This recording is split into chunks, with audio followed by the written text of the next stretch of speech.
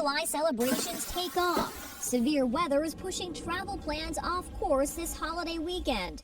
50 million people at risk of severe weather.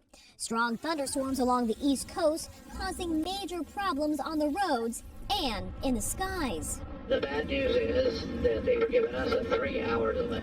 Today, thousands of cancellations and delays at some of the nation's busiest airports, as the TSA reported a record-breaking Friday.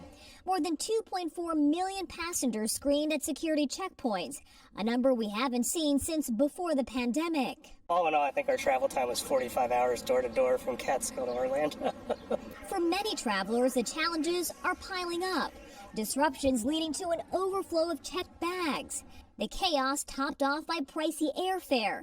The average price of a domestic round-trip ticket is $437, the most expensive in 5 years. Airlines placing some of the blame on staffing shortages, stretching from pilots to gate agents. I would say if you're flying through a hub, give yourself a little bit of extra time flying through that hub. The volume of travelers driving to their destinations is at an all-time high, too. Roughly 48 million Americans will be hitting the roads this holiday weekend, even with the average price of gas at $4.82 a gallon, the highest ever during the 4th of July holiday weekend. Very, very expensive. And it makes more sense to stay close.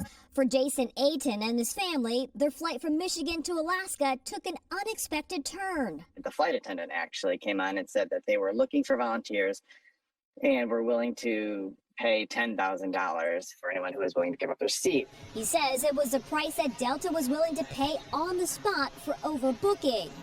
And while he didn't volunteer this time, If this were to happen to you again, would you take the money? Oh yeah, we'll buy a house here in Alaska. They offered to us on the way home. And Kathy Park is at LaGuardia Airport in New York. Kathy, we're getting late word about ground stops that will make things even worse. Jose, that's right. We are not tracking any severe weather here in New York City, but we have learned that ground stops have been issued for flights heading into LaGuardia and nearby Newark International Airport. It's still unclear when those ground stops will be lifted. Jose?